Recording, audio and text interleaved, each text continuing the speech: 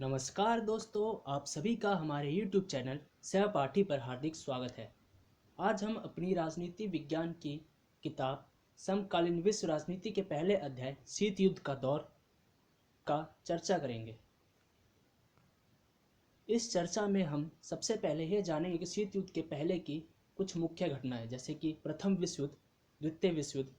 फिर उसके बाद हम शीत युद्ध की वास्तविक परिभाषा यानी वो क्या था, फिर शीत युद्ध के कारण, शीत युद्ध के परिणाम, गुटनिरपेक्षता की नीति, अंतर्राष्ट्रीय आर्थिक व्यवस्था और साथ ही साथ गुटनिरपेक्षता की प्रासंगिकता और शीत युद्ध के दौर में चली विभिन्न सैन्य संधियों के बारे में भी जानेंगे। शीत युद्ध के पहले का माहौल किस प्रकार का था, अब हम जानने की कोशिश करते हैं। तो प्रथम विश्व युद्ध के बारे में बात करते हैं। इसका काल अंतराल 28 जुलाई 1914 से 11 नवंबर 1918 तक था। इस प्रथम युद्ध में दो गुट शामिल हुए। इसमें एक गुट का नाम मित्र राष्ट्र और दूसरे का नाम धोरी राष्ट्र था। मित्र राष्ट्र में इंग्लैंड, जापान, अमेरिका, रूस और फ्रांस था। आप ये सोच रहे होंगे इस गुट में या इस युद्ध में सोवियत संघ क्यों नहीं था, क्योंकि सोवियत संघ में उस वक्त रूसी क्रांति हुई थी, जिसे 1913 में एक रूसी क्रांति हुई थी, जिस कारण वो शामिल नहीं हो पाया था। अपनी अंदरूनी गड़बड़ी को संभालने में ही वो व्यस्त था। वहीं दूसरी तरफ धुरी राष्ट्र था, जिसमें जर्मनी, ऑस्ट्रिया, हंगरी थे, साथ साथ इटली भी था। परंतु इस विश्व युद्ध में मित्र राष्ट्र की जीत हुई। अब बात करते हैं हम द्वितीय विश्व युद्ध की। द्वितीय विश्व युद्ध का समय काल 1 सितंबर 1939 से 2 सितंबर 1945 तक था। द्वितीय विश्व युद्ध भी दो गुटों में चला था। इसमें एक गुट मित्र राष्ट्र था, जिसमें अमेरिका यानी कि यूएस, साथ में सोवियत संघ, फिर यूके। वहीं दूसरी तरफ ध्रुवीय राष्ट्र में जर्मनी, इटली और जापान थे। ये मुख्य देश होते हैं जो महाशक्तिशाली के तौर पे जाने जाते हैं। फिर इनके नीचे भी कई अन्य देश होते हैं जो छोटे छोटे मझोले टाइप के होते हैं और वो इनका सहयोग करते हैं युद्ध में। अब हम जानते हैं द्वितीय विश्व युद्ध की कुछ मुख्य बातें। द्वितीय विश्व युद्ध मित्र राष्ट्र के गुट ने जीता था, जिसमें अमेरिका, सोवियत संघ और ब्रिटेन शामिल थे। और इस युद्ध में 6 करोड़ 82 लाख सैनिक लड़े थे, जो कि 30 अलग अलग देशों से आए हुए थे। इनमें से 99,11,000 सैनिकों की मौत हुई थी। उसमें से अकेले 75,000 सैनिक भारतीय थे, जो द्वितीय विश्व युद्ध के दौरान शहीद हुए थे। और द्वितीय विश्व युद्ध की कुछ अन्य घटनाएं। द्वितीय विश्व युद्ध का जो अंत हुआ था वो अगस्त 1945 में अमेरिका द्वारा जापान के दो शहरों हिरोशिमा और नागासाकी पर परमाणु बम गिराने के साथ हुआ था। इन बमों का नाम लिटिल बॉय और फैट मैन था। और आप लोगों में से कुछ लोग सोच रहे होंगे, यार ये लिटिल बॉय और फैट मैन नाम कैसा था। ये उस वक्त उन दो परमाणु बमों को उनका गुप्त नाम दिया गया था। अब हम पढ़ते हैं अपने पाठ के वास्तविक आधार पर। शीत युद्ध क्या था। शीत युद्ध सोवियत संघ और अमेरिका तथा इनके साथी देशों के बीच प्रतिद्वंदिता, तनाव तथा संघर्ष की एक श्रृंखला के रूप में जारी रहा। सौभाग्यवश इन तनावों व संघर्षों ने युद्ध का रूप नहीं लिया, अर्थात कभी भी रक्त रंजित युद्ध नहीं हुआ और दुनिया तीसरे युद्ध और साथ ही साथ परमाणु युद्ध से बच गई। इसमें होता क्या था शीत युद्ध में कि जो दो महाशक्तियाँ थी, अमेरिका और सोवियत संघ, ये दो कभी भी आपस में ना लड़ करके इनके साथी देशों के साथ ही, इनके जो साथी देश थे उनके बीच आपसी मतभेद हुआ करते थे और इन्हें आपस में सहयोग किया करते थे दोनों देश। परंतु कभी भी ये दोनों देश आपस में एक दूसरे के सामने कभी नहीं आए और ना ही इन दोनों के बीच कभी लड़ाई हुई हथियारों के रूप में। हालांकि ये वाद विवाद के जरिए, इन दोनों की विचारों के जरिए अमेरिका और सोवियत संघ दोनों की आपस में मतभेद रहा करती थी, आपस में लड़ाई हुआ करती थी। अब हम समझेंगे क्यूबा मिसाइल संकट या फिर कहें शीत युद्ध का मुख्य बिंदु क्या था। क्यूबा मिसाइल संकट शीत युद्ध का चरम बिंदु था। क्यूबा अमेरिका के तट से लगा एक छोटा द्वीपीय देश है, ये अभी भी है। क्यूबा का जुड़ाव सोवियत संघ से था और सोवियत संघ उसे कूटनैतिक तथा वित्तीय सहायता, साथ ही साथ सामरिक सहायता भी दिया करता था। मतलब उसे एक तरह से राजनीतिक साथ भी दिया करता था, उसे पैसों के जरिए भी सहायता किया करता था, उसकी जो वास्तविक मुद्रा थी उसके जरिए। फिर साथ ही साथ उसे हथियारों भी दिया करता था। सन 1961 की अप्रैल में जो तत्कालीन सोवियत संघ के राष्ट्रपति थे निकिता क्रुश्चेव, उनको ये डर सता रहा था कि फिदेल कास्त्रो जो कि क्यूबा के तत्कालीन राष्ट्रपति थे, उनका उनके देश पर अमेरिका हमला करके फिदेल कास्त्रो का तख्ता पलट कर देगा। तो इसी कारण सोवियत संघ के नेता निकिता क्रुश्चेव जो उनके राष्ट्रपति थे तत्कालीन, ने क्यूबा को रूस के सैनिक अड्डे के रूप में बदलने का फैसला किया। और 1962 में जो निकिता क्रुश्चेव थे, उन्होंने वहाँ क्यूबा में परमाणु मिसाइलें तैनात कर दी। परमाणु हथियारों की इस तैनाती के बाद सोवियत संघ पहले की तुलना में अमेरिका के करीब 2 या 2.5 गुना ठिकानों पर हमला कर सकता था। क्यूबा में सोवियत संघ द्वारा परमाणु मिसाइलों की तैनाती की खबर अमेरिका को 3 हफ्तों बाद लगी। और इसके बाद अमेरिका के जो तत्कालीन राष्ट्रपति थे जॉन एफ कैनेडी ने अमेरिका के जंगी बेड़ों के या उनकी सेना को ये आदेश दिया कि वह जंगी बेड़ों को लेकर के क्यूबा की तरफ आने वाली सभी सोवियत जहाज़ों को रोका जाए। इस तरह अमेरिका जो है सोवियत संघ को इस बात की चेतावनी देना चाहता था कि वह इस क्यूबा संकट को लेकर कितना गंभीर है। ऐसी स्थिति में पूरे विश्व को ये लगा कि अब तो थर्ड वर्ल्ड वॉर होकर रहेगा या परमाणु वर्ल्ड वॉर होकर रहेगा, परंतु ऐसा नहीं हुआ। इसी घटना को क्यूबा मिसाइल संकट के नाम से जाना जाता है, या फिर आप ये भी कह सकते कि शीत युद्ध का चरम बिंदु क्या था। क्यूबा मिसाइल संकट को शीत युद्ध के चरम बिंदु के रूप में जाना जाता है। अब एक और क्वेश्चन है कि शीत युद्ध सिर्फ जोर आजमाइश सैनिक गठबंधन का मामला नहीं था, बल्कि यह 2 प्रकार की विचारधाराओं के बीच लड़ाई थी। स्पष्ट कीजिए। वास्तविक में विचारधारा की लड़ाई इस बात के आधार पर थी कि विश्व में राजनीति, आर्थिक और सामाजिक जीवन को सूत्रबद्ध करने का सबसे बेहतर सिद्धांत कौन सा है, पूंजीवाद या समाजवाद। पूंजीवाद का जो समर्थक था वो अमेरिकी गुट था, यानी अमेरिका। अमेरिका एक ऐसा देश है जहाँ पे पूंजीवादी लोकतंत्र है। वहीं पूर्वी गठबंधन का अगुवा सोवियत संघ था और इस गुट की प्रतिबद्धता समाजवाद व साम्यवाद के लिए थी। अब हम समझते हैं कि शीत युद्ध के दायरे क्या थे।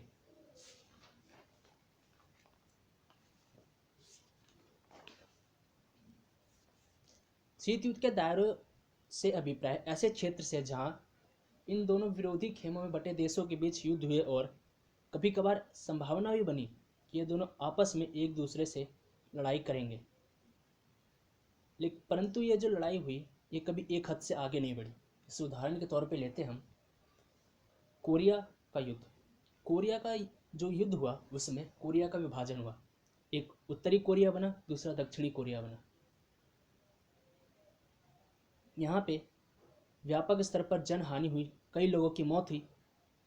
साथ ही साथ लोगों को इस बात का भी डर लगा रहा कि अब तो परमाणु युद्ध होगा, विश्व का पहला परमाणु युद्ध होगा और साथ ही साथ तीसरा विश्व युद्ध भी होगा, परंतु ऐसा नहीं हुआ। उस वक्त भी लोग परमाणु युद्ध और तीसरे विश्व युद्ध से बच गए। तो हम समझते हैं शीत युद्ध के कारण क्या थे। तो शीत युद्ध का पहला कारण अपनी विचारधारा को स्थापित करने के लिए था। जो अमेरिका था वो पूंजीवादी विचारधारा का समर्थन था और जो सोवियत संघ था वो साम्यवादी विचारधारा का समर्थक था।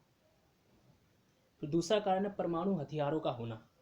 ये शीत युद्ध का सबसे बड़ा कारण है, क्योंकि जब द्वितीय विश्व युद्ध खत्म हुआ था तब अमेरिका और सोवियत संघ दोनों ही परमाणु शक्ति संपन्न देश थे, परंतु उस वक्त अमेरिका ने परमाणु बम का प्रयोग किया और यही शीत युद्ध का कारण भी बनता है। अगला है हथियारों की होड़। हथियारों की होड़ मतलब जैसे द्वितीय विश्व युद्ध खत्म हुआ, अमेरिका तो एक महाशक्ति के रूप में निकला, साथ ही साथ सोवियत संघ भी निकला, पर सोवियत संघ को कहीं ना कहीं ये बात खटकती थी कि वो अमेरिका से हथियारों के मामले में पीछे है। वो इस कारण वो नए परमाणु बमों या नए प्रकार के हथियारों का निर्माण करता और उसे देख के अमेरिका भी नए प्रकार के हथियारों का निर्माण करता। शीत युद्ध का अन्य कारण है सैन्य संधियां। द्वितीय विश्व युद्ध के बाद अमेरिका ने गुपचुप नाटो की स्थापना करी। जो उसकी एक सैन्य संधि थी। फिर इसी को देखते देखते 1954 में जो सोवियत संघ था उसने भी वार्सा पैक्ट की स्थापना करी। वहीं अगर बात करें हम नाटो के उद्देश्य की, तो उसका उद्देश्य था उसके सभी सदस्य देशों की रक्षा करना। वहीं अगर हम वार्सा पैक्ट की बात करें, तो वार्सा का उद्देश्य था नाटो के सदस्यों से लड़ाई करना और नाटो को सामरिक रूप से जवाब देना। और अगला कारण जो शीत युद्ध का, वो है द्वितीय विश्व युद्ध का अंत। कि हम भी इसे मान सकते हैं द्वितीय विश्व युद्ध का अंत, क्योंकि द्वितीय विश्व युद्ध जब हुआ, उसके खत्म होने के साथ दो महाशक्तियां उभरी, एक सोवियत संघ और दूसरा अमेरिका। और दोनों को ऐसी होड़ मची थी कि दोनों चाहते थे कि मैं बड़ा रहूं, मैं इससे आगे रहूं, ये मेरे से आगे कैसे गया, इसको मैं अपने से पीछे लेके आऊँगा। फिर आगे हम पढ़ते चलो शीत युद्ध के परिणाम। अब हम पढ़ेंगे शीत युद्ध के परिणाम। शीत युद्ध के परिणामों में पहला है देशों का विभाजन, जैसे बर्लिन और कोरिया। को याद होगा कि शीत युद्ध के दौरान बर्लिन का विभाजन हुआ था और इस दौरान बर्लिन के बीचों बीच एक दीवार खड़ी कर गई थी, जिसे हालांकि 1989 में उसे ख़त्म कर दिया गया और बर्लिन का वापस से विलय हो गया। परंतु कोरिया का भी विभाजन हुआ था शीत युद्ध के दौरान, और इस कारण कोरिया उत्तरी और दक्षिणी कोरिया के रूप में बट गया था। शीत युद्ध का अन्य परिणाम है देशों का स्वतंत्र होना। शीत युद्ध के दौरान कई छोटे मझोले देश भी नव स्वतंत्र हुए, इनमें अधिकतर अफ्रीकी देश थे। शीत युद्ध का अन्य परिणाम है हथियारों का या फिर हथियारों पर अधिक खर्च वहन होना, क्योंकि शीत युद्ध में हर कोई, ये पूंजीवादी और साम्यवादी गुट के हर सदस्य एक दूसरे को पीछे छोड़कर आगे निकलना चाहते थे। हथियारों के मामले में अमेरिकी और सोवियत गुट, ये दोनों एक दूसरे को पीछे छोड़ना चाह रहे थे। इसका अगला कारण है 3 गुटों में दुनिया का विभाजन। अब आप सोच रहे होंगे शीत युद्ध में तो 2 ही गुट थे, तीसरा कहाँ से आ गया। जो तीसरा गुट है गुट निरपेक्ष गुट है। अब गुट निरपेक्ष गुट है क्या, इसके नाम में छुपा इसका अर्थ गुट निरपेक्ष। निरपेक्ष मतलब जो किसी एक का पक्ष ना ले। तो उस दौरान दुनिया का 3 गुटों में विभाजन हुआ। पहला अमेरिकी गुट यानी पूंजीवादी गुट, दूसरा सोवियत गुट यानी साम्यवादी गुट, और तीसरा हमारा गुट निरपेक्ष, जो इन दोनों ही गुट से अलग रहना चाहता था। इसने उस वक्त तटस्थता की नीति अपनाई थी। तटस्थता की नीति सामान्यतः वह नीति होती है जो किसी भी युद्ध में शामिल ना होने की नीति होती है। अब अगला हमारा जो परिणाम है वह गुट निरपेक्षता का उदय है। गुट निरपेक्षता का उदय और ये 3 गुटों में दुनिया का विभाजन, ये दोनों लगभग एक समान ही है, पर इसमें गुट निरपेक्षता का उदय थोड़ा सा अलग हो जाता है तीसरी दुनिया के परिणाम से। तो अगला है तनाव का माहौल।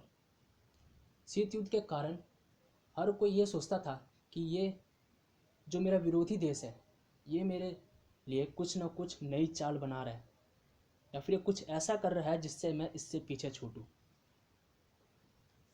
अगला परिणाम है जो शीत युद्ध का, वह है जान माल का नुकसान। कई जगह छोटे छोटे युद्ध भी हुए शीत युद्ध में, पर यहाँ भी लोगों की जान गई। तो हम पढ़ते हैं इसमें गुट निरपेक्ष के बारे में। गुट निरपेक्ष आखिर है क्या, हालांकि हम ऊपर ही पढ़ेंगे, फिर इसके बाद हम गुट निरपेक्ष की वास्तविकता के बारे में भी जानेंगे। तो जो गुट निरपेक्ष है वो शीत युद्ध के दौरान था, और इसका जो कारण था वो तटस्थता की नीति को अपनाना था। इनका उद्देश्य अपनी आर्थिक विकास करना था, खुद को उपनिवेशवाद का शिकार होने से बचाना था, दोनों पक्षों के बीच मध्यस्थता भी करना था, क्योंकि ये एक ऐसा गुट था उस वक्त, यह ऐसी संस्था थी जो शीत युद्ध को कम करने के लिए लगी थी। इनके साथ साथ गुट निरपेक्ष के साथ साथ यूनाइटेड नेशन भी लगा था शीत युद्ध को कमज़ोर करने के लिए। वहीं गुट निरपेक्ष का जो अन्य उद्देश्य था वो था शीत युद्ध के दौरान निरस्त्रीकरण को जोर देना। अब हम पढ़ते हैं कि गुट निरपेक्षता की नीति क्या थी। शीत युद्ध की वजह से विश्व दो गुटों में बंट रहा था। उस दौरान गुट निरपेक्षता की नीति विश्व में उभरकर सामने आई। इस नीति के कारण जो देश इन दोनों गुटों में शामिल नहीं होना चाहते थे, उन्होंने इस नीति को अपनाया। और आपको ये जानकर के आश्चर्य भी होगा कि इस गुट के संस्थापक में भारत भी है। चलिए आगे पढ़ते।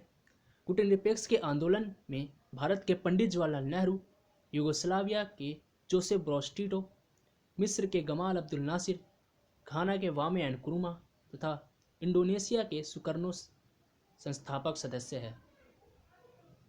इन्होंने अपनी पहली सफल बैठक 1956 में की, जो कि बांडुंग सम्मेलन के नाम से जाना जाता है। फिर उसके बाद उन्होंने अपना पहला गुट निरपेक्ष सम्मेलन 1961 में बेलग्रेड में किया। बेलग्रेड में हुए इस पहले सम्मेलन में 25 देश शामिल थे। और अब आपको ये जानकर के आश्चर्य होगा कि इसमें 120 देश हैं। यानी यूएन के बाद दूसरा कोई सबसे बड़ा संगठन है या फिर गुट है तो गुट निरपेक्ष ही है। इसमें 120 देश शामिल है। वहीं अगर हम यूएन की बात करें तो वहाँ करीब 198 देश शामिल है। अब हम पढ़ते अपरोध क्या है। अपरोध सामान्यतः वह स्थिति है जब दो पक्ष एक दूसरे से युद्ध में होने वाले नुकसान तथा पर्याप्त क्षमता की पहचान होने पर युद्ध ना लड़ते हैं। यानी कि वो जानते हैं कि अगर वो इस देश से या इस गुट से युद्ध करेंगे तो उनको किस प्रकार का नुकसान होगा।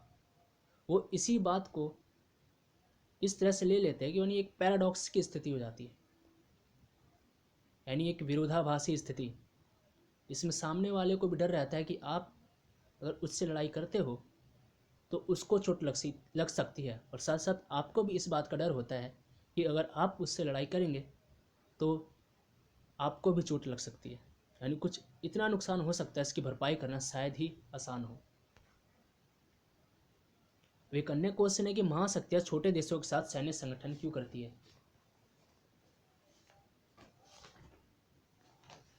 तो इसके 4 कारण हैं। पहला कारण है महत्वपूर्ण संसाधनों, जैसे खनिज, तेल, परिवहन आदि के लिए। वहीं दूसरा कारण है भू क्षेत्र, ताकि यहाँ से महाशक्तियाँ अपने हथियारों व सेना का संचालन कर सके। मतलब कि यार भू क्षेत्र चाहिए। आपको उदाहरण के तौर पे लेना चाहिए अमेरिका अफगानिस्तान और पाकिस्तान या फिर ऐसे कई कुछ इस्लामिक कंट्रीज़ में अपनी शांति सेनाएं रखता है। उसका उद्देश्य वहाँ शांति बहाल करना, और साथ ही साथ जो उसके कुछ विरोधी देश हैं जैसे कि ईरान, इनके ऊपर जासूसी करना भी है। सैनिक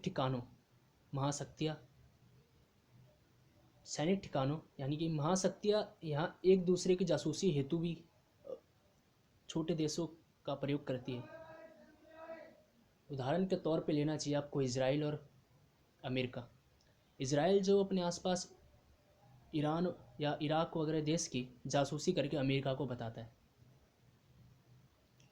वही अगला जो कारण है कि महाशक्तियाँ क्यों छोटे देशों के साथ संगठन करती है, वो आखिरी और सबसे महत्वपूर्ण कारण है आर्थिक मदद। क्योंकि महाशक्तियाँ भी ये बात जानती है कि छोटे देश युद्ध में होने वाले उनके छोटे मोटे सैन्य खर्च को वहन कर सकती है आसानी से। अब हम अगला पढ़ते हैं कि पृथकतावाद क्या है। पृथकतावाद का अर्थ होता है अपने को अंतर्राष्ट्रीय मामलों से काट कर रखना, जैसा कि चीन ने किया था 1972 से पहले। अगला क्वेश्चन है तटस्थता का क्या अर्थ है। तटस्थता का अर्थ होता है मुख्यतः युद्ध में शामिल ना होने की नीति का पालन करना। यानी जो गुट निरपेक्ष था वो भी तटस्थता के सिद्धांत पर ही बना था। उसने कभी भी इन दोनों गुटों में शामिल होने की नीति नहीं मानी थी। अब हम बात करते हैं नई अंतर्राष्ट्रीय आर्थिक व्यवस्था क्या है। इसमें नई विकासशील तथा अल्प विकसित देशों के लिए व्यवस्था किस प्रकार की गई है। जो अंतर्राष्ट्रीय आर्थिक व्यवस्था का जन्म है 1972 में यूनाइटेड नेशन के व्यापार तथा विकास से संबंधित सम्मेलन में एक रिपोर्ट प्रस्तुत की गई। इस सम्मेलन का नाम अंकटाड था, United nation conference on the trade and development. United nation में प्रस्तुत इस रिपोर्ट का नाम towards a new trade policy for development था। इस रिपोर्ट में इस रिपोर्ट में निम्न बातें कही गई थी। पहला, अल्प विकसित या विकासशील देशों का अपने प्राकृतिक संसाधनों पर स्वयं का नियंत्रण स्थापित होगा ताकि पश्चिमी देश इसका दोहन ना कर सके, यानी एक तरह से उपनिवेशवाद का पुनः शुरुआत ना हो सके। इसका दूसरा था, अल्प विकसित देशों की पहुंच पश्चिमी देशों के बाजार तक होगी और वे अपना सामान वहां बेच सकेंगे और इस तरह गरीब देशों के लिए व्यापार फायदेमंद होगा। तीसरा, पश्चिमी देशों से मंगाई जा रही टेक्नोलॉजी की लागत कम होगी। चौथा, अल्प विकसित देशों की अंतर्राष्ट्रीय आर्थिक संस्थाओं में भूमिका बढ़ेगी, यानी कि WTO, वर्ल्ड बैंक, IMF इन जैसी संस्थाओं में इन छोटे देशों की भी भूमिका होगी। अगला क्वेश्चन है, गुटनिरपेक्षता की नीति वर्तमान में कितनी प्रासंगिक है। तो बेसिकली वर्तमान में गुटनिरपेक्षता की नीति कई मानों में प्रासंगिक है, न सिर्फ उन देशों के लिए जो गुटनिरपेक्षता की नीति में शामिल थे, बल्कि समस्त विश्व के लिए। गुटनिरपेक्षता के साथ उपनिवेशवाद से आज़ाद हुए देशों की स्थिति के बीच ऐतिहासिक जुड़ाव है। गुटनिरपेक्षता की वजह से विश्व कई छोटे व गरीब देश किसी महाशक्ति का पिछलक्कू बनने से बच गए, यानी कि हम जैसे छोटे देश चाहे अन्य छोटे देश वो किसी भी गुट में शामिल हो करके उनका पिछलग्गू बनने से बच गए। ये देश अपनी स्वतंत्र विदेशी नीति अपना सकते हैं। गुटनिरपेक्ष में शामिल सभी देशों के पास अपनी स्वतंत्र विदेश नीति है। गुटनिरपेक्षता की नीति ने मौजूदा असमानता से निपटने के लिए विश्व को एक वैश्विक व्यवस्था प्रदान की है।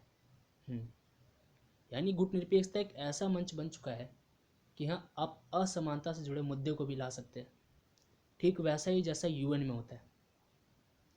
इस प्रकार हम कह सकते हैं कि इतने वर्षों के बाद, शीत युद्ध के बाद भी समस्त विश्व के लिए बहुत प्रासंगिक है यह गुटनिरपेक्षता की नीति।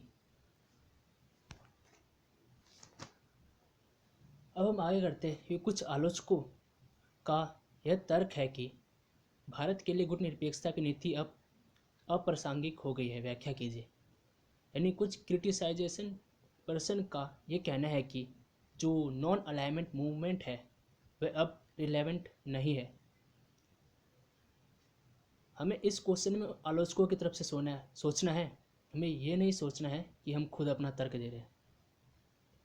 जहाँ कहीं भी ऐसी बात करें कि कुछ आलोचकों का तर्क है किसी भी मुद्दे की सहमति या असहमति को लेकर के, वहाँ आपको आलोचकों के तर्क देने, अपने तर्क नहीं। तो पहला तर्क सुनते हैं। क्योंकि इसकी उत्पत्ति दो महाशक्तियों के बीच चल रहे प्रतिद्वंदिता के दौरान हुआ था, परंतु अब एक महाशक्ति यानी सोवियत संघ का पतन हो चुका है। सोवियत संघ का पतन 1991 में हो चुका था। आलोचकों का तर्क यह भी है कि भारत की गुटनिरपेक्षता की नीति सिद्धांत विहीन है। कहा जाता है कि भारत अपने राष्ट्रीय हितों को साधने के नाम पर अक्सर महत्वपूर्ण अंतर्राष्ट्रीय मामलों पर कोई सुनिश्चित पक्ष लेने से बचता रहता है। तीसरा है, आलोचकों का तर्क है कि भारत के व्यवहार में स्थिरता नहीं है। कई बार भारत की स्थिति विरोधाभासी रही है। उनके कहने का कारण यह है कि कई बार विरोधाभासी का कारण यह है कि गुटनिरपेक्ष में भारत तो शामिल था, पर भारत कई बार अमेरिका की मदद ले चुका है खाद्यान्न संकट को दूर करने के लिए। महाशक्ति के समूह में शामिल होने पर दूसरे देशों की आलोचना करने वाले भारत ने स्वयं सन 1971 के अगस्त में सोवियत संघ के साथ आपसी मित्रता की संधि पर हस्ताक्षर किए। आपको शायद पता होगा कि 1971 में भारत पाकिस्तान का युद्ध हुआ था, पूर्वी पाकिस्तान को आज़ाद करवाने के लिए। तो उस वक्त भारत ने सोवियत संघ से 1971 की युद्ध की लड़ाई के दौरान सोवियत संघ से सैन्य हथियार खरीदे थे। अब हम पढ़ते हैं कुछ संधियों के बारे में। नाटो की स्थापना 1949 में हुई थी।